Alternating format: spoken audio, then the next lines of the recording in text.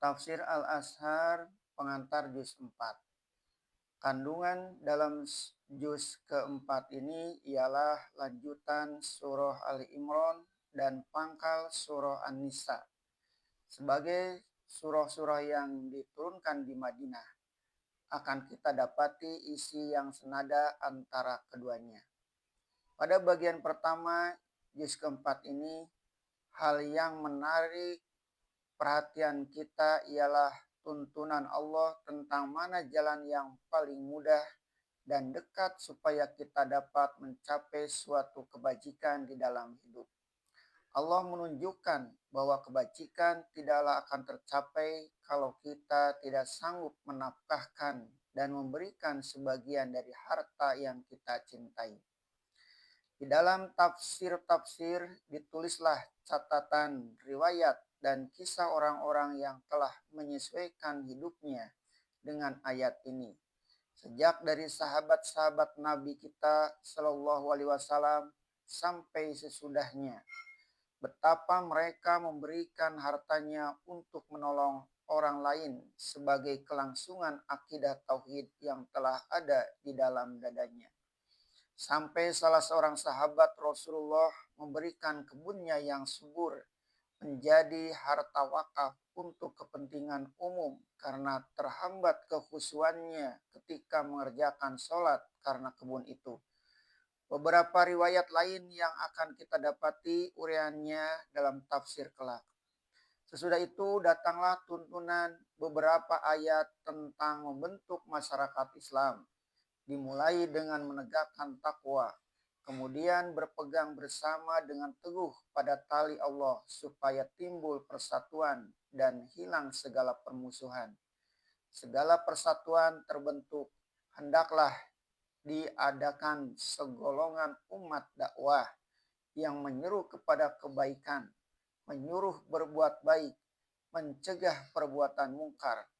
Lalu diterangkan bahaya perpecahan, bahaya di dunia dan bahaya di akhirat. Asal persatuan ini terjaga dengan dasar takwa, bukan persatuan karena persamaan maksud untuk mengejar kepentingan diri sendiri. Pastilah kamu menjadi sebaik-baik umat antara manusia. Diterangkan dalam ayat-ayat itu bahwasanya kekukuhan persatuan kaum muslimin karena kesatuan akidah menyebabkan ahlul kitab tidak akan dapat mendatangkan mudarat bagi kamu. Sebab ahlul kitab telah ditimpa kehinaan di mana saja mereka berada sebab mereka tidak lagi berpegang kepada tali Allah dan tali manusia. Di bagian ini diterangkan hakikat dan isi yang sebenarnya pendirian ahlul kitab, betapa bencinya mereka kepada Rasulullah Shallallahu Alaihi Wasallam dan bagaimana mereka selalu mengganggu masyarakat muslimin yang baru bertumbuh di Madinah. Kekufuran itu telah ada dari dahulu, bahkan mereka pernah membunuh nabi-nabi. Terhadap semua itu, hendaklah kaum muslimin selalu awas dan waspada, jangan mau didekati mereka, jangan tertipu oleh mulut manis mereka, dan jangan berkawan dengan mereka.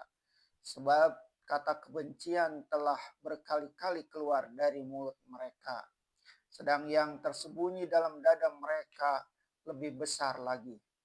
Setelah peringatan Allah tentang rahasia-rahasia kebusukan ahlul kitab, datanglah peringatan tentang perjuangan di Bukit Uhud, tempat muslimin mendapat kekalahan berhadapan dengan kaum Quraisy.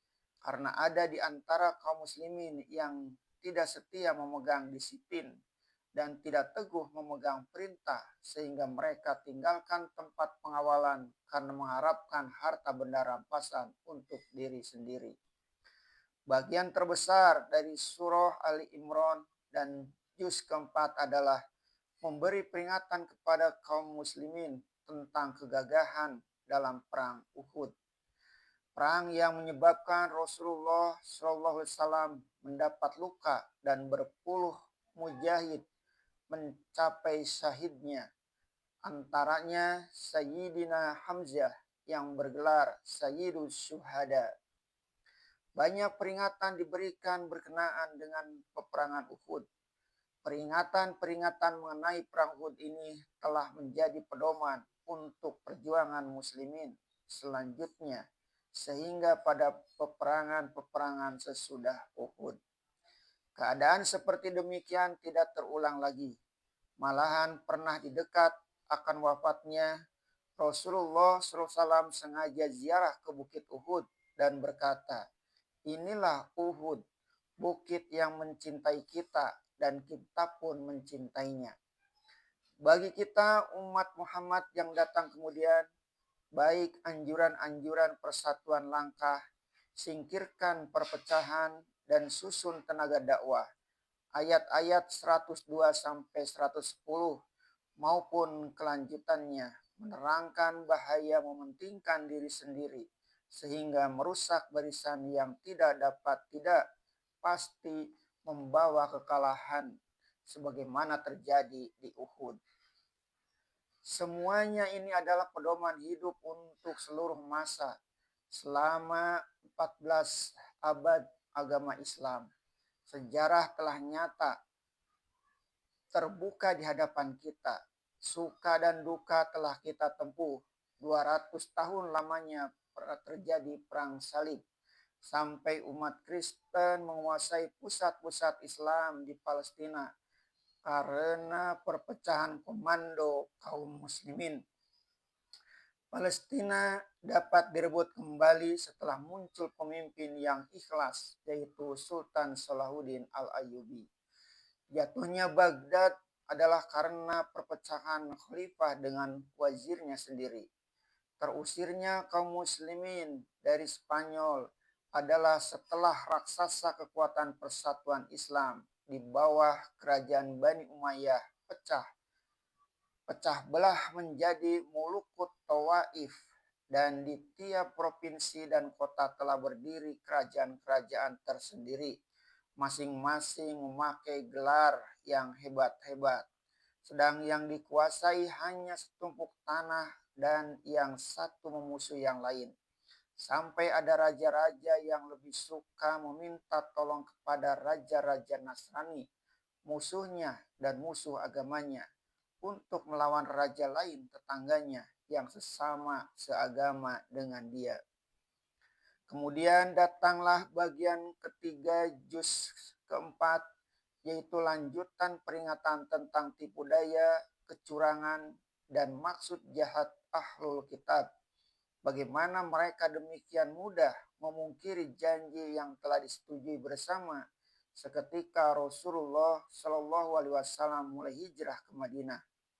Mereka memungkiri janji mereka. Ada perasaan dalam hati mereka bahwa umat Islam yang baru bangkit hanyalah orang-orang ummi, orang-orang yang tidak terpelajar, yang tidak ada salahnya kalau janji dengan mereka dimungkiri. Setelah menguraikan semua itu, datanglah sekali lagi peringatan kepada kaum muslimin supaya berhati-hati dan supaya memperteguh hati, menyiapkan harta dan tenaga menghadapi perjuangan menegakkan agama Allah, dan jangan sampai lemah semangat menghadapi ahlul kitab ataupun kaum musyrikin. Betapapun parah dan perihnya luka yang telah diderita karena tikaman kecurangan musuh, tetapi orang-orang yang beriman segera siap melanjutkan perjuangan lagi karena panggilan Allah dan Rasul telah datang. Barang siapa yang memperbaiki mana yang rusak, menyusun kembali mana yang telah berserak, mengobati mana yang luka, dan terus berjuang, itulah orang yang akan mendapat ganjaran besar. Ayat 172.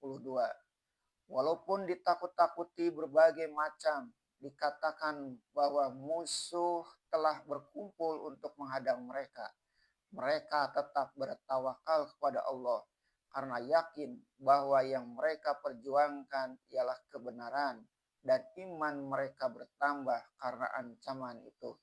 Ayat 173. Setelah itu datanglah bagian